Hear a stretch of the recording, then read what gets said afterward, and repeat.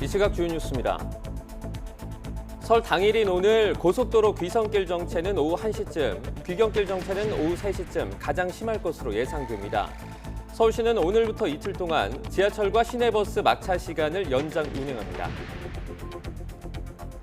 오늘 대부분 지역의 초미세먼지 농도가 나쁨에서 매우 나쁨 단계까지 치솟는 등 대기질이 탁하겠습니다. 연휴 내내 추위 걱정은 없겠고 다음 주 수요일에는 서울 낮 기온이 14도까지 오르겠습니다. 제3지대에는 4개 세력이 합당을 선언하면서 이른바 빅텐트가 성사됐습니다. 연휴 이후에 개혁신당이라는 이름으로 합당하고 이낙연 대표와 이준석 대표가 공동대표를 맡기로 했습니다.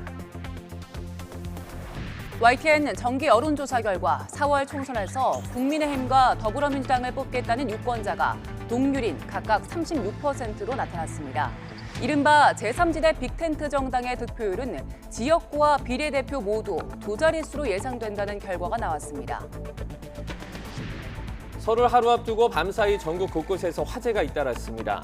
서울 암사동 다세대 주택에 사는 70대 남성이 숨지고 충남 아산에선 집주인이 화상을 입었습니다.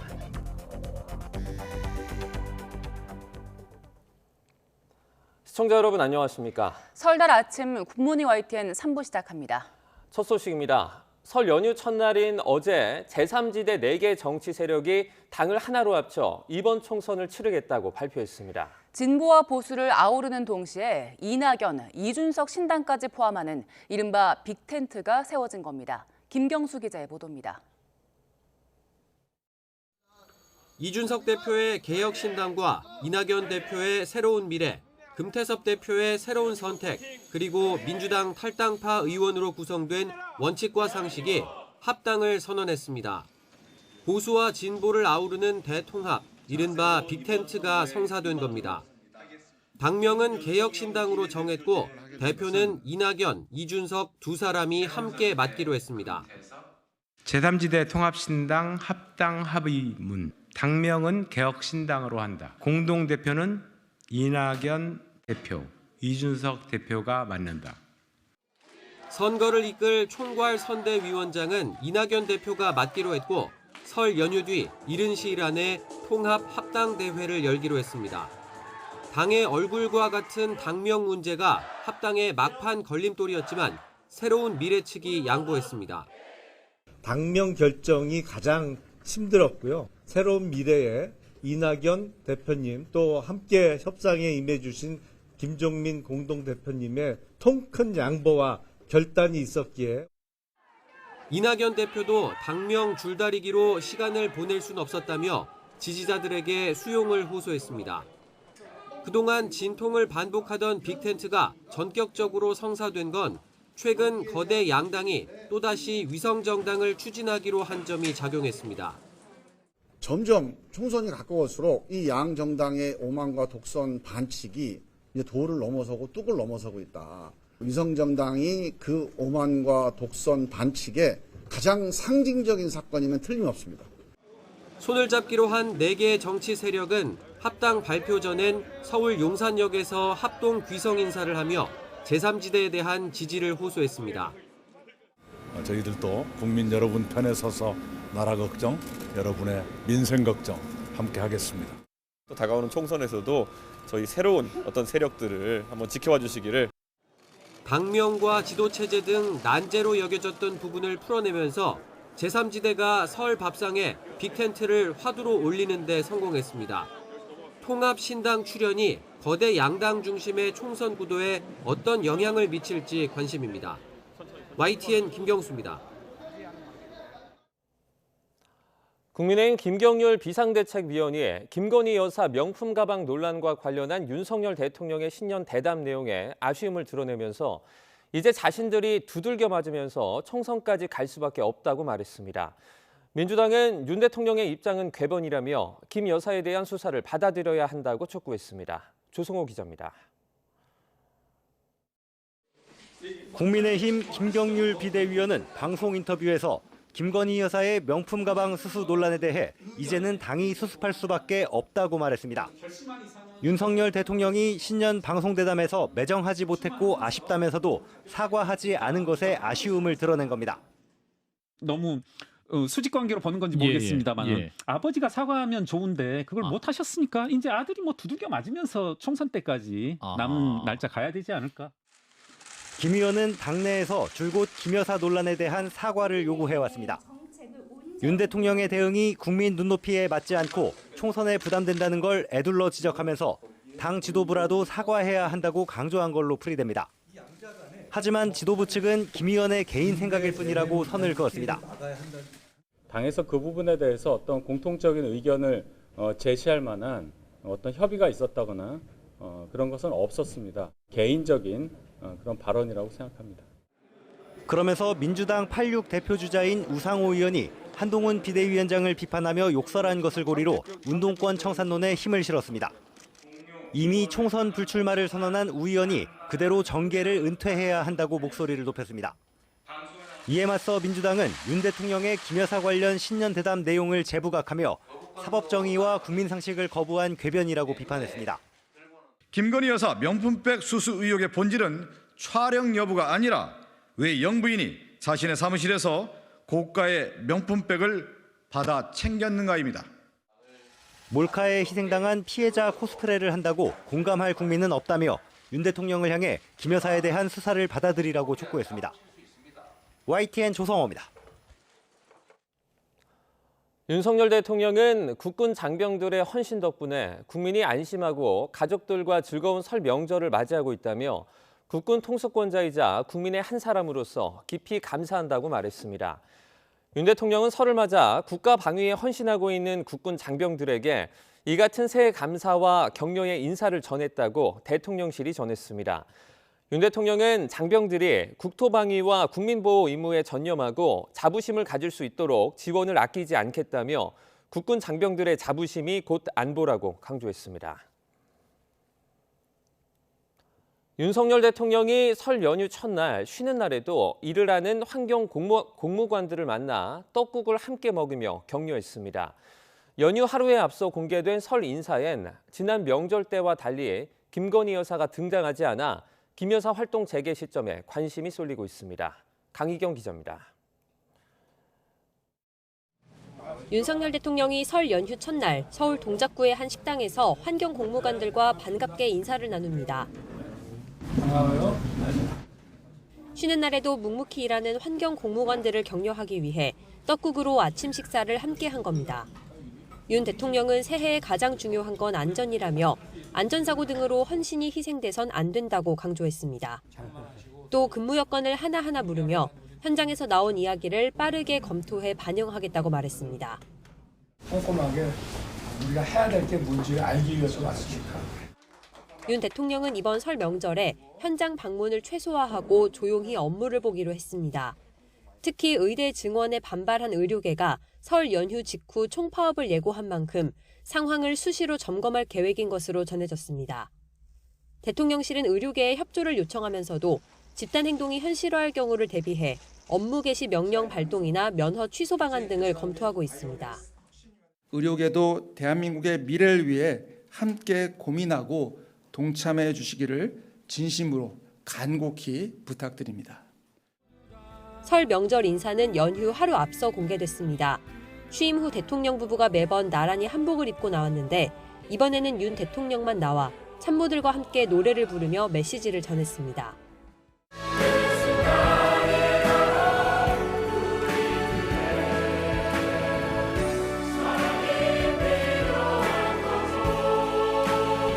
국민을 사랑하는 마음으로 한 분 한 분의 삶을 따뜻하게 살피겠습니다. 명품 가방 수수 논란에 대한 윤 대통령의 입장 표명에도 김 여사가 설 인사에 등장하지 않으면서 활동 재개 시점이 주목되는 가운데 조만간 이루어질 윤 대통령의 다음 해외 순방 때 김 여사가 동행할 거란 관측도 나옵니다. YTN 강희경입니다.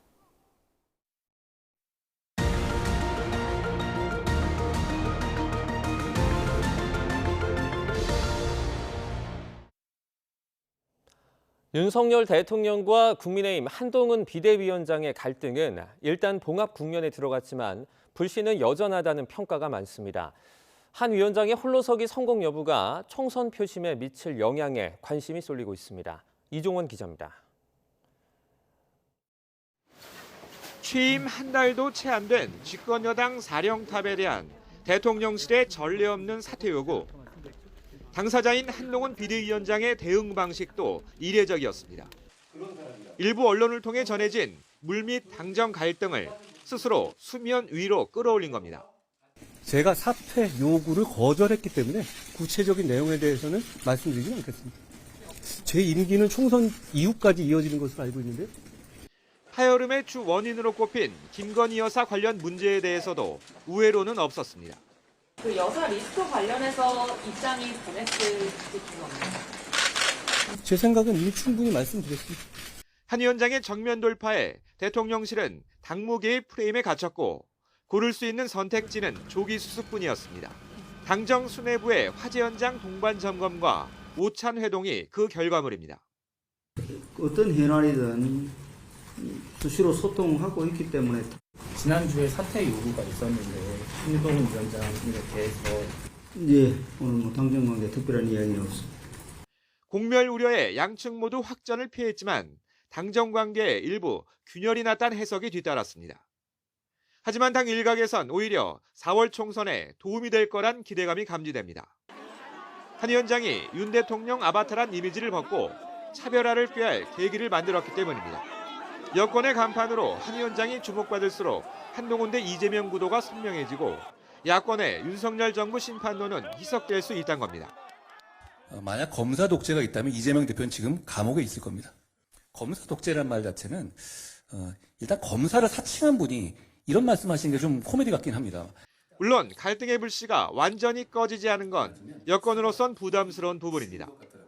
특히 공천 심사가 본격화한 상황에서 이른바 윤심 공천과 한심 공천을 둘러싼 충돌이 우려되는 지점입니다. 윤 대통령은 신년 대담을 통해 공천에 관여하지 않겠다고 못 박았지만 사천 논란의 기폭제가 된 김경률 비대위원의 갑작스러운 불출마 선언을 놓고 뒷말이 나오는 것 역시 사실입니다. 국민 눈높이에 맞췄다고 보세요? 한 5글자만 드릴게요. 그러니까 대통령께서도 계속 아쉽습니다 했는데 저도 똑같은 말씀을 반복할게요. 아쉽습니다. 대통령실 참모 출신들의 잇따른 양지 도전도 뇌관으로 꼽힙니다. 설 연휴 이후 윤곽이 드러날 공천 심사 결과를 놓고 현역 의원들과의 신경전이 불가피합니다. 당정 갈등이 이번 총선에서 여권의 약이 될지 독이 될지는 결국 본선에 나갈 후보를 결정하는 과정에서 1차로 판가름 날 가능성이 큽니다. 윤심인지 한심인지 치열한 눈치 싸움이 이어지는 가운데 공천 잡음을 얼마나 줄일지가 최우선 과제로 떠올랐습니다. YTN 이종원입니다.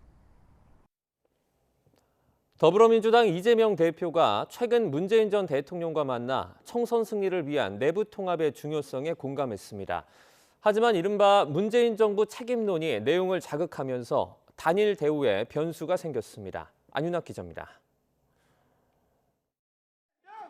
이재명 대표가 윤석열 정권 심판론에 동의하는 야권 세력과 통합 비례정당을 만들겠다고 선언한 곳은 핵심 지지 기반인 광주였습니다.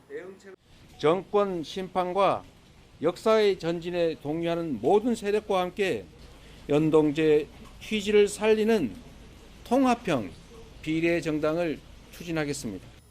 문재인 전 대통령이 직접 제3세력과의 연대를 당부한 바로 다음 날이었습니다. 민주당과 조금 우호적인 그런 제3의 세력들까지도 다 함께 힘을 모아서 이렇게 상생 정치로 나아갈 수 있다면 반윤 전선을 공고히 하기 위해 준연동 유지란 진보 진영 요구에 호응했다는 분석이 나왔습니다. 0.73%포인트 차이 석패를 다음 대선에서 또 반복하지 않으려면 범야권 결집이 절실하다는 주장도 이런 해석에 힘을 실었습니다. 이 대표의 비례대표 선거제 결단에 담긴 정치적 함의는 결국 이재명의 명, 문재인의 문을 딴 명문정당, 즉 통합이었던 셈입니다. 예전에 문재인 전 대통령님과 이재명 당대표가 만났을 때 우리는 하나다라고 하면서 명문정당 얘기를 하셨어요. 그래서 명문정당 얘기하면서 우리가 이제 다 같이 이렇게 하나 된 힘으로 왔는데 하지만 이렇게 맞잡은 손을 무색하게 하는 발언이 공천 칼자루를 쥔 공관위원장의 입에서 터져나오며 단합의 길에 제동이 걸렸습니다. 본의 아니게 윤석열 검찰 정권의 탄생의 원인을 제공하신 분들 역시 책임 있는 자세를 보여주시기 바랍니다. 문재인 정부 인사의 불출마나 험지 출마를 사실상 압박한 건데 당장 친문계는 들고 일어났습니다. 뺄셈의 정치가 극에 달하고 있습니다. 책임을 회피할 생각은 없습니다. 다만 통합의 정치, 연대의 정치가 절실한 때에 여기서 더 가면 친명이든 친문이든 당원과 국민들께 용서받지 못할 것이라는 임종석 전 비서실장의 최후 통첩성 경고문은 깊어진 갈등의 고를 여실히 보여줬습니다. 설 연휴 이후 발표될 주요 지역 공천심사 결과에 따라 내홍이 임계점을 넘을 수 있다는 걸 예고한 겁니다. 특히 현역 의원 평가 하위 20% 명단에 비명계가 다수 포함돼 찍어내기 반발이 커질 경우 후폭풍은 더 거세질 수밖에 없습니다. 설 연휴 기간 또다시 통합을 위한 이재명 대표의 고심이 깊어질 수밖에 없는 이유입니다. YTN 안윤학입니다.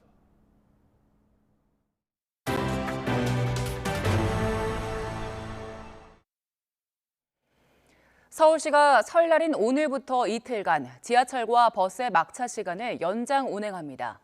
지하철은 마지막 열차가 이튿날 새벽 2시까지 종착역에 도착하도록 추가 운행되고 시내버스도 주요 기차역과 터미널에서 종점 방향 막차가 다음 날 새벽 2시까지 통과할 수 있도록 배차 시간이 조정됩니다. 경부고속도로 버스 전용 차로는 아침 7시부터 밤 9시까지였던 운행 시간을 4시간 연장해서 새벽 1시까지 운행합니다. 설 연휴 첫날인 어제 귀성객들의 발길이 종일 이어졌습니다. 평소보다 오래 걸리고 또 몸도 고되지만 표정에는 설렘과 반가움이 가득했는데요. 허성준 기자가 귀성 현장을 취재했습니다. 승객을 가득 실은 열차가 속속 도착합니다.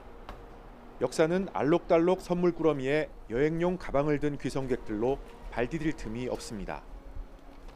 반나절 가까이 만원 열차에 시달렸지만 오랜만에 만날 가족 생각에 설레는 표정입니다. 그동안 좀 피곤했는데 쉬기도 하고 맛있는 것도 먹고 부모님도 뵙고 아이들도 같이 부모님하고 시간을 보내려고 왔습니다. 대합실에서 제외한 가족이 서로를 끌어안고 등을 토닥이며 정을 나눕니다. 눈앞에 아른거리던 손주들을 만난 노부부 얼굴에 웃음꽃이 피어오릅니다. 취업에 성공한 뒤 1년 만에 고향을 찾은 청년은 감회가 남다릅니다. 첫 취업하고 내려와가지고 이번에 부모님과도 좋은 명절 시간 보낼 수 있을 것 같아서 좋습니다. 예년보다 짧은 연휴지만 가족과 함께 여행을 떠나는 사람들도 적지 않습니다. 강원도와 부산 등의 유명 호텔과 리조트는 만실에 가까운 예약률을 보입니다. 특히 제주에는 나흘 동안 20만 명 가까이 찾을 것으로 보입니다. 고향에서 명절을, 가족과 함께 연휴를 보내려는 사람들로 전국 곳곳이 온종일 북적였습니다. YTN 허성준입니다. 오늘 고속도로 귀경길 정체는 오후 3시쯤 가장 심할 걸로 예상됩니다. 귀경길 정체는 아침 8시에서 9시 사이에 시작돼 오후 3시에서 4시쯤 최고조에 달했다가 다음 날 새벽 2시에서 3시는 돼야 풀릴 걸로 보입니다. 귀성길 정체는 아침 6시에서 7시 사이 시작돼 낮 1시에서 2시쯤 가장 심했다가 밤 8시에서 9시쯤 해소될 전망입니다. 오늘 고속도로 교통량은 전국에서 605만 대에 이르고 수도권에서 지방으로 또 지방에서 수도권으로 각각 46만 대씩 이동할 걸로 예상됩니다. 설을 앞두고 한 번쯤 고민하셨을 텐데요. 세뱃돈은 누가 누구에게 또 몇 살까지 얼마나 줘야 하는 걸까요? 가풍과 개인 사정에 따른 저마다의 기준은 있지만 일반적인 공감대도 참고해 볼 만합니다. 나연수 기자가 보도합니다. 한 편의점 업체가 고객들에게 물었습니다. 설 세뱃돈은 몇 살까지 주는 게 적당할까요? 취업 전까지 준다는 응답이 34.7%로 가장 많았고 미성년자는 모두 준다. 나이와 관계없이 세배만 하면 준다는 답변이 이어졌습니다. 일부는 어린이까지만 준다. 많이 버는 사람이 적게 버는 사람에게 준다고 답했습니다. 취업 전까지 준다는 답변의 절반 가까이가 취업준비생 비중이 높은 20대에서 나왔습니다. 많이 버는 사람이 적게 버는 사람에게 준다는 응답은 30대 비중이 컸고 미성년자는 다 준다는 응답은 상대적으로 소득이 안정적인 40대 비중이 컸습니다. 지난달 진행된 다른 설문조사에서는 응답자의 70% 가까이가 대학생 또는 고등학생까지 세뱃돈을 줘야 한다고 답했고 취업 전까지, 결혼 전까지라는 응답 비율은 상대적으로 낮았습니다. 금액은 얼마가 적당할까? 한 카드사가 고객 400여 명에게 설날 세뱃돈을 준비하는지 물었더니 87%가 준비한다고 답했고 액수는 평균 52만 원 정도였습니다. 적정 세뱃돈은 받는 사람 나이에 따라 달랐습니다. 미취학 아동은 10,000원, 초등학생은 3만 원에서 5만 원, 중고등학생은 5만 원에서 10만 원, 성인은 10만 원 정도가 적절하다는 응답이 가장 많았습니다. 물론 더 중요한 건 세배와 함께 오가는 덕담입니다. 한 해 서로의 무탈과 안녕을 바라는 마음은 그 값어치를 따질 수 없습니다. YTN 나연수입니다. 연휴 첫날인 어제 강원 지역 스키장과 겨울축제장은 관광객들로 북적였습니다. 최근 폭설이 내려 설경의 장관을 이룬 강원 산간에도 등산 행렬이 이어졌습니다. 송세혁 기자의 보도입니다. 해발 1450m 강원도 평창 발왕산 일대. 백두대간이 온통 새하얀 눈으로 뒤덮였고 운해는 신비로움을 더합니다. 나뭇가지마다 순백의 눈이 얼어붙어 반짝이는 겨울꽃으로 피어났습니다. 눈길을 따라 펼쳐진 설경이 사라질세라 카메라에 담는 손길이 바쁩니다. 우리나라에 이런 아주 이쁜 설경이 있다는 게 환상적이고 꿈에만 그리던 그런 모습 같아요. 너무 좋아요. 눈세상으로 변한 겨울 축제장도 관광객들의 발길이 이어집니다. 높이 4m가 넘는 초대형 케이크 눈 조각이 눈길을 사로잡습니다. 튜브에 몸을 맡긴 채 눈밭을 내달리는 아이들 얼굴엔 웃음꽃이 가득합니다. 쌩 내려올 때가 제일 재밌고 누워서 타면 뭔가 좀 더 시원해서 좀 더 재밌어요. 스키장도 겨울 스포츠를 만끽하려는 사람들로 북적였습니다. 푹신한 자연눈이 쌓인 슬로프를 누비는 몸놀림이 가벼워 보입니다. 충분히 영하인 상태에서 이렇게 내린 눈이니까 굉장히 타기도 좋고 스키가 이제 이렇게 박히지도 않고 아주 좋습니다. 설 연휴 첫날을 맞아 강원 지역 스키장 5곳에는 5,000명이 넘는 스키어들이 몰렸습니다. YTN 송세혁입니다. 북한에서는 우리와 마찬가지로 음력설도 명절인데요. 다만 음력설과 비슷한 시기에 있는 김정일 국방위원장의 생일인 광명성절에 비하면 중요도가 낮은 편입니다. 최도희 기자입니다. 음력설을 봉건 잔재로 규정한 북한 김일성 주석은 지난 1967년 양력설만 남기고 민속명절을 모두 없애버렸습니다. 그러다 1989년 김정일 국방위원장 지시로 음력설을 휴일로 지정했고 이후 2003년부터는 북한에서도 사흘간을 공식 휴일로 지정했습니다. 북한에선 우리처럼 음력설에 세배하는 문화가 있습니다. 설날에 떡국을 먹고 민속놀이를 즐긴다는 것도 우리와 다르지 않습니다. 하지만 이동의 자유가 제한된 만큼 우리와 같은 민족 대이동은 없습니다. 오랫동안 양력설을 쐴 탓에 북한에서 음력설은 여전히 양력설보다는 뒷전입니다.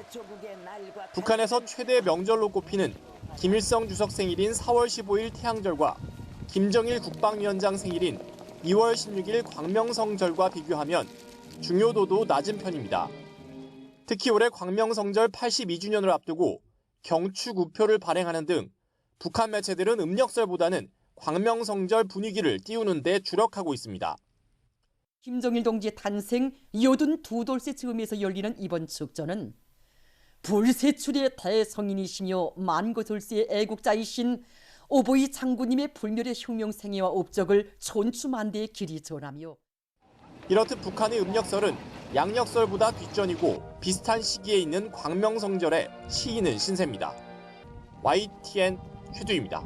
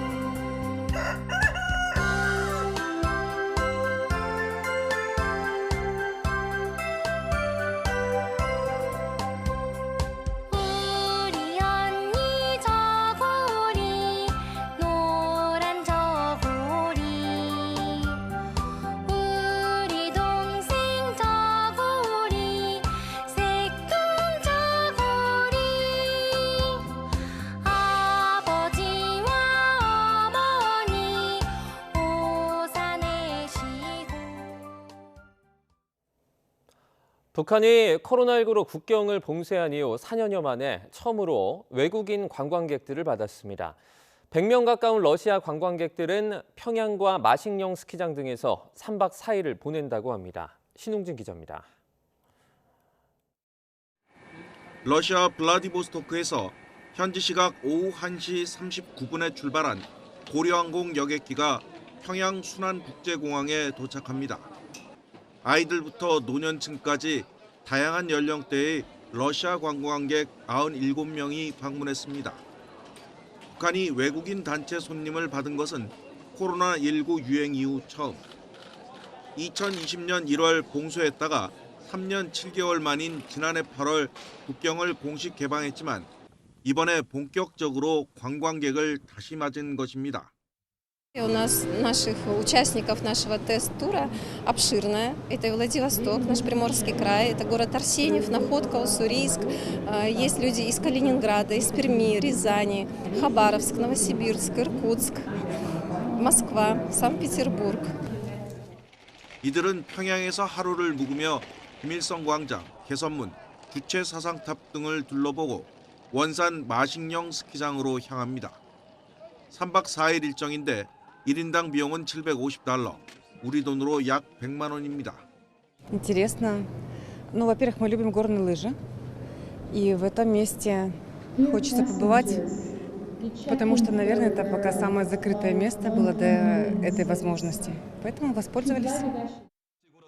이번 방문은 지난해 9월에 열린 김정은 북한 국무위원장과 블라디미르 푸틴 러시아 대통령의 정상회담 후속 조치로 연해주 대표단과 북한 당국 간에 체결된 협정에 따른 것입니다.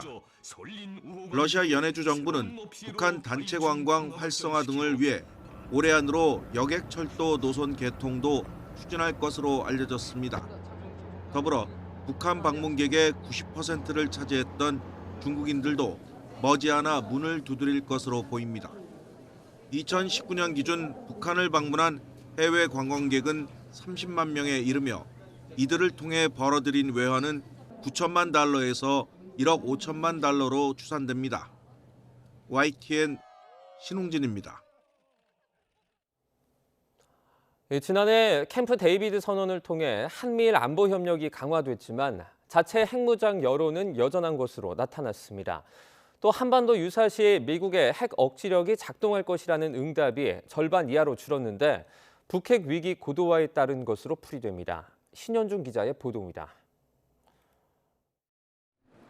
우리 국민 10명 중 7명 이상은 한국의 독자적인 핵 개발이 필요하다고 생각하는 것으로 나타났습니다.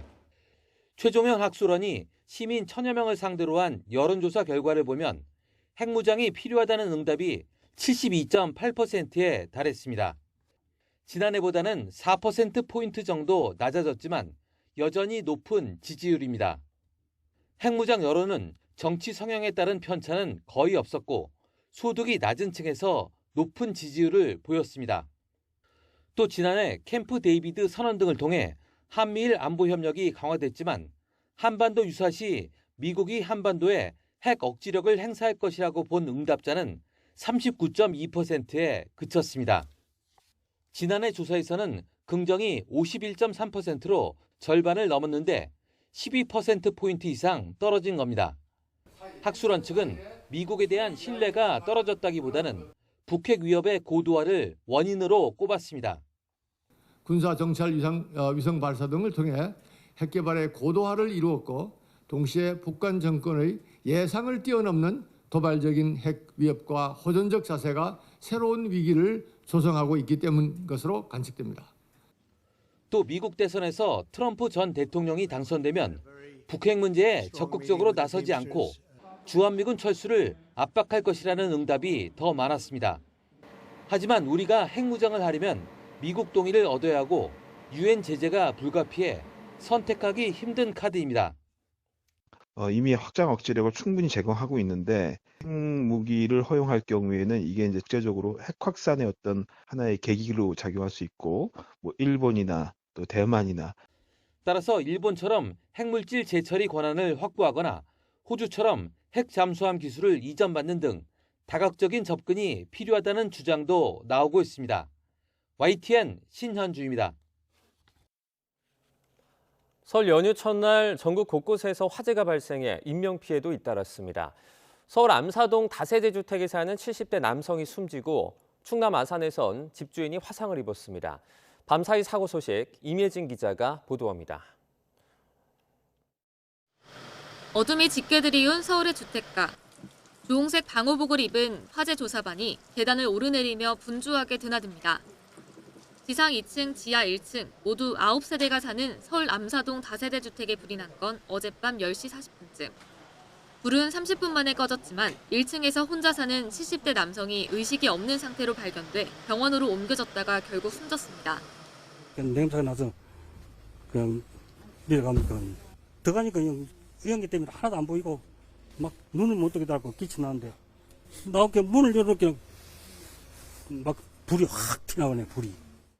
소방당국은 방 안쪽에서 불이 시작된 것으로 보고 정확한 화재 원인을 조사하고 있습니다. 새까맣게 그을린 땔감 조각들이 바닥에 널브러져 있습니다. 어젯밤 10시 10분쯤 충남 아산시 영인면에 있는 2층짜리 단독주택에서 불이 나 30여 분 만에 진화됐습니다. 이 불로 70대 집주인이 1도 화상을 입었습니다. 경찰과 소방당국은 정확한 화재 원인을 조사하고 있습니다. 건물을 에워싼 소방차와 경찰차에서 빨간 불빛이 전멸합니다. 어제 저녁 7시쯤 대전 유성구 노은동에 있는 카페 옆 창고에서 불이 났습니다. 커피 원두 기계류를 보관하던 320제곱미터 넓이 창고 한 동이 모두 불에 탔지만 다친 사람은 없었습니다. 불은 1시간 10여 분 만에 완전히 진화됐습니다. YTN 임혜진입니다. 강원도 축제라고 하면 인제 빙어축제, 화천 산천어 축제 등 겨울 축제를 많이 떠올리실 텐데요. 최근 겨울 축제가 포근한 날씨 탓에 잇따라 개최에 어려움을 겪고 있습니다. 보도에 한루TV 전소영 기자입니다. 매년 인제 빙어축제가 열리는 인제군 남면 빙어호입니다. 축제 부스가 설치되는 강변이 물에 잠겼고 얼음도 거의 얼지 않았습니다. 강가에 돌멩이를 던져보면 겨우 언 얼음이 힘없이 부서집니다. 지난 12월 인제군에는 60mm 넘는 비가 내렸습니다. 평년보다 2.9배 많은 겨울비가 쏟아지면서 빙어호 수위가 높아진 데다 포근한 날씨가 이어지면서 얼음이 거의 얼지 않은 겁니다. 안전한 축제를 열기 위해서 필요한 얼음 두께는 최소 20cm. 결국 인제군은 빙어축제 개최를 취소했습니다. 날씨 탓에 축제를 열지 못한 경우가 최근 10년간 벌써 3번째입니다. 강원 지역 다른 지자체도 사정은 마찬가지입니다. 한탄강 얼음 트레킹 축제도 2년 연속 차질을 빚었습니다. 지난달 한탄강에 얼음이 충분히 얼지 않아 꽁꽁 언 강 위를 걷는 축제가 부표 위를 걷는 축제로 대체됐습니다. 기온 상승 탓에 얼음이 얼지 않다 보니 겨울 축제를 계속 열 수 있냐는 우려도 나옵니다. 기온이 영하권으로 떨어져 얼음이 어는 결빙 일수가 점차 줄어들 것이란 분석이 나오기 때문입니다.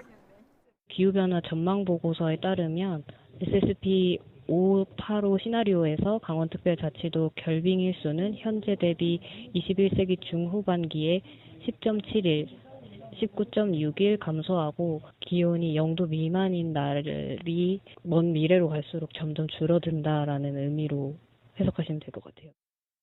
최근 기상청은 향후 탄소 배출이 줄어들지 않는 상황을 가정했을 때 2040년대쯤에는 인제, 태백, 화천, 철원 등 겨울 축제를 여는 지자체의 결빙 일수가 거의 반토막이 난다는 전망을 내놨습니다. 갈수록 겨울 축제 개최가 불투명해지는 상황, 새로운 축제를 모색하는 지역도 나왔습니다. 축제를 이렇게 계획하고 있는데 앞으로는 그곳에서 사계절 이 축제가 열릴 거다. 여름 축제는 캠핑과 물축제 이런 것들을 지금 이제 계획을 하고 있습니다. 사업비 400억 원을 투입해 인제군 남면에 사계절 복합관광지를 조성하고 수상체험시설을 활용한 여름축제를 활성화하겠다는 전략입니다. 겨울축제하면 강원도라는 말도 옛말이 되어가는 시대. 새로운 축제에 대한 고민이 시급해 보입니다. 헬로티비 뉴스 전소연입니다. 마치 장마 같은 날씨가 이어지면서 일조량이 예년보다 크게 줄었습니다. 화훼나 시설 채소를 재배하는 농가는 직격탄을 맞고 있습니다. KCTV 제주방송 김용원 기자입니다. 결혼식 부케로 인기인 꽃을 재배하는 시설 하우스에 조명 수백 개가 켜져 있습니다. 최근 계속되는 비날씨로 일조량이 턱없이 부족해지자 2주 전부터 조명 시설을 가동하고 있습니다. 예년이면 이맘때 꽃 3만 송이가 만개해야 하지만 올해는 2주째 꽃이 피지 않고 있습니다. 햇빛을 받지 못한 꽃잎은 생기를 잃고 누렇게 색이 변했습니다. 급한 대로 햇빛 대신 이렇게 조명을 사용하고 있지만 최근 계속되는 비날씨로 출하 시기도 늦어지고 있습니다. 하루 20시간 넘게 조명을 켜고 전기 보일러를 틀어도 적정 일조량에는 크게 못 미치는 상황입니다. 지난해보다 2배가량 늘어난 전기세 부담에 수확 시기마저 놓치면서 겨울장마 같은 궂은 비날씨가 원망스럽기만 합니다. 지금 이게 날이 너무 흐려서 인공광원을 이용하지만은 이제 자연광보다 이제 한 10분의 1 정도의 효과밖에 나지 않아서 지금 햇빛이 절실한 상황입니다. 지금 평균 한 2주 정도 지금 개화가 지연돼서 이제 제가 마치고 싶은 그 시즌을 놓치고 있는 상황이라 아마 이게 농가 소득으로도 이어질 것 같습니다. 지난달 말부터 약 일주일 동안 전 지역에 100mm 내외의 많은 비가 내리면서 이 시기 일조량이 급감했습니다. 지난 1일부터 4일까지 일조 시간은 서귀포시가 2.2시간에 불과했고 제주시는 아예 관측되지 않았습니다. 평년에 비해 지역별로 적게는 15시간, 많게는 28시간 이상 크게 줄었습니다. 28일부터 지금까지 이어지는 강우로 인해서 시설 채소나 이제 과수 쪽에 그 일조 부족으로 해서 기형화나 아니면 이제 병의 발생이 많아질 걸로 예상되고 있습니다. 그래서 저희 기술원에서는 이제 도전체적으로 그 주산지로 해서 그 예찰을 강화를 해서 햇빛이 부족하면 시설하우스 온도가 낮아지고 습도까지 높아져 역병 피해가 번질 수 있어서 농가에서는 하루빨리 비날씨가 그치기만을 바라고 있습니다. KCTV 뉴스 김용원입니다. 러시아와의 전쟁 만 2년을 앞둔 우크라이나의 상황이 녹록지 않아 보입니다. 당장 서방의 든든한 지원을 기대하기 어려운 가운데 군 총사령관이 갑자기 경질되면서 내부에서는 걱정하는 목소리가 나오고 있습니다. 황보연 기자의 보도입니다. 현지 시간 7일 이른 아침 우크라이나 수도 키이우 곳곳이 러시아의 폭격으로 큰 피해를 입었습니다. 이튿날에는 남부 미콜라이우와 동부 도네츠크 주택가가 드론과 로켓 공격을 받았습니다. Ми були в квартирі і якраз з того боку різко вилетіло все скло і так накрило всіх. холодильник все повідкривалося. 이틀 연속 무차별 공습으로 우크라이나 전역이 다시 충격에 빠진 이날 젤렌스키 대통령은 그간 불화설에 휩싸였던 발레리 잘루지니 군 총사령관을 전격 경질했습니다. 후임으로는 전쟁 초기 수도 키이우 방어에 공을 세운 올렉산드르 시르스키가 임명됐습니다. Я вдячний генералу Залужному за 2 роки захисту. Відверто поговорили сьогодні про те, що потребує змін в армії. 대러 항전을 지휘해온 잘루즈니는 러시아에 점령됐던 영토의 약 절반을 되찾아 국가 영웅으로 떠올랐습니다. 하지만 지난해 말부터 젤렌스키 대통령의 군사 정책에 공개적으로 이견을 밝히면서 갈등을 빚어왔습니다. 블룸버그 통신은 잘루즈니 경질이 최악의 타이밍에 이루어졌다며 이로 인해 젤렌스키 대통령이 궁지에 몰린 지도자가 될 위험이 있다고 보도했습니다. 일각에선 국민적 인기가 높은 잘루즈니가 차기 대선에서 젤렌스키 대통령의 위협적인 경쟁자가 될 수 있다는 점이 이번 경질의 배경이라는 분석도 나오고 있습니다. 여론은 뒤숭숭합니다. Мені здається, що не час. Не час звільняти головнокомандуючого. Ну, це дуже дивне рішення. Ну, мені дуже прикро. Не знаю, як іншим, але мені дуже прикро. І це такий сигнал, ну, він мене хвилює. 서방의 든든한 지원도 당장 기대하기 어려운 상황. 유럽 국가들이 전쟁에 지쳐 있고 유럽연합이 추진하는 군사 지원 자금 운용은 러시아와 가까운 헝가리의 반대로 막혀 있습니다. 미국의 지원 예산은 상원 문턱을 넘지 못했습니다. 외신은 미국 원조가 더 늦어지는 위기 상황에 대비하기 위해 우크라이나가 국제통화기금 자금 유입을 위한 비상계획을 검토하고 있다고 보도했습니다. YTN 황보현입니다. 미국 뉴욕 증시의 대표 주가 지수인 S&P 500 지수가 사상 최초로 종가 기준 5,000선을 돌파했습니다. 현지 시간 9일 뉴욕 증권거래소에서 S&P 500 지수는 전장보다 28.7포인트, 0.57% 오른 5,026.61로 마감했습니다. 앞서 S&P 500 지수는 전날 장중 한때 5,000선을 돌파했지만 종가 기준으로는 5,000 고지를 지키지 못했습니다. 인공지능과 반도체 등 첨단 기술 분야에 대한 투자 심리가 확산한 데다 계절 조정치가 반영된 12월 소비자 물가 지수도 0.31%에서 0.28%로 낮아진 것이 지수 상승에 영향을 미쳤습니다.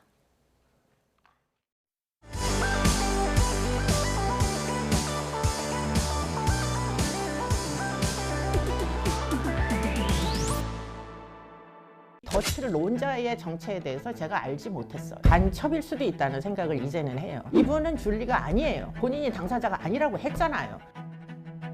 어서 오십시오. 오만정입니다. 네. 저희 프로그램이 이제 오만정인데 오만정이 떨어졌을 때가 있었나요? 그 전에는 저도 이제 정치 혐오자였기 때문에 오만정이 떨어졌었죠. 예, 저들은 왜 저렇게 싸움질만 하느냐, 국민이 사는데 도움이 안 되는 짓을 하느냐 이런 생각을 하던 당사자이기도 했고. 자, 오만정 5분 만에 총선 이슈와 주요 현안을 정리하는 시간입니다. 5분에 세팅하도록 하겠습니다. 네, 5분 시작하겠습니다. 굉장히 압박감을 느끼네요. 긴장하시라고요. 자, 김건희 여사 그 명품백 의혹입니다. 최근 인터뷰를 보면은 입장이 좀 바뀌셨습니다. 그 사이에 무슨 일이 있었던 거죠? 왜냐하면 김건희 여사에게 백을 준 사람에 대한 정보는 저는 없었어요. 예. 그분이 어떻게 보면 간첩일 수도 있다는 생각을 이제는 해요.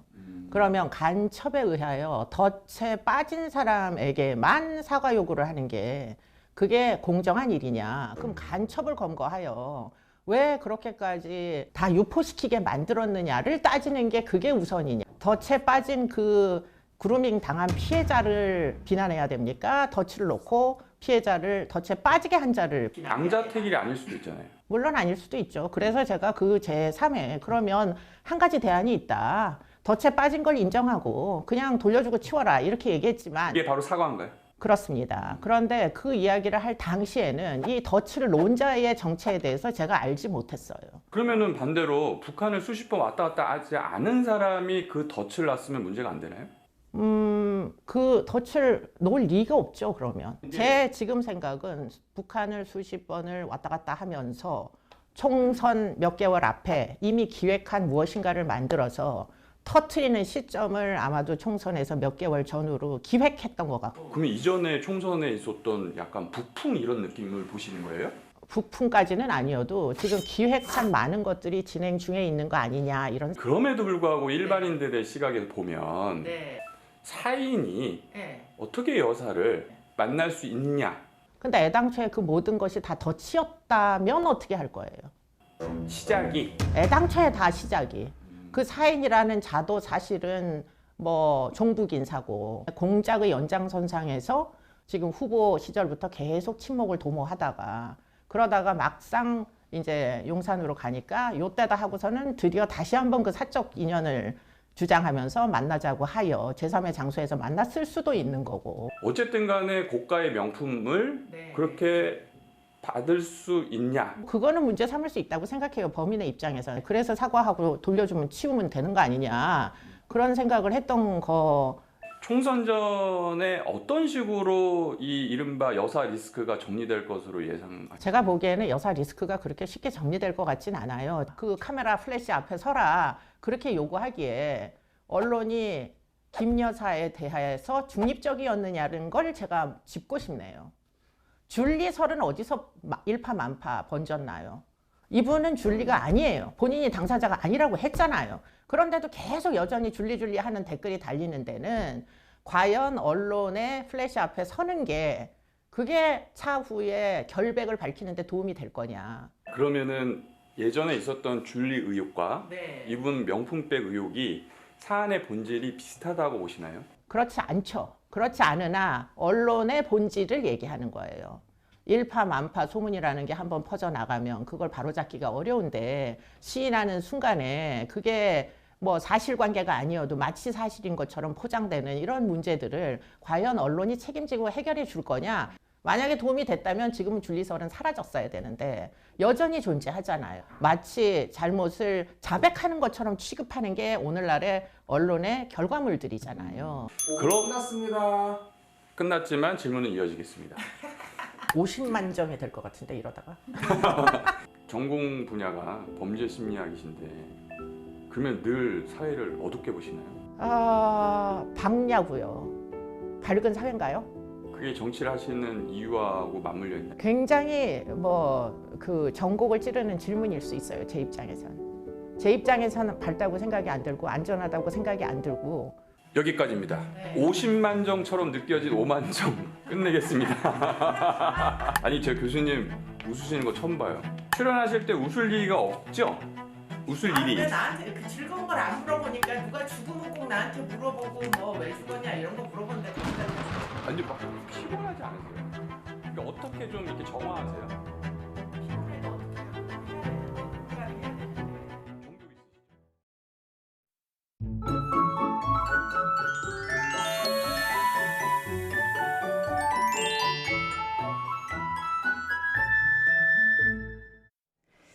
설날인 오늘 큰 추위 없습니다. 다만 곳곳이 빙판이라 성묘 가는 분들은 안전운전 해주시길 바랍니다.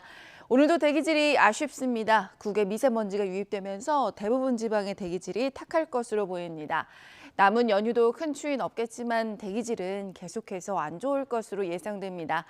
오늘 경기 북부와 영서 중북부는 오전에 눈이 조금 날리거나 빗방울이 떨어지겠고요. 오후에는 전남 서해안 그리고 낮부터는 제주도에 비가 조금 올 것으로 보입니다. 현재 기온 살펴보겠습니다. 서울이 영하 1.2도, 대구가 영하 0.8도고요. 낮 기온은 서울이 6도, 부산 11도로 예상됩니다. 날씨였습니다. 설날 아침 굿모닝 YTN 마칩니다. 잠시 후 YTN 뉴스와이드가 이어집니다. 시청해주신 여러분 고맙습니다.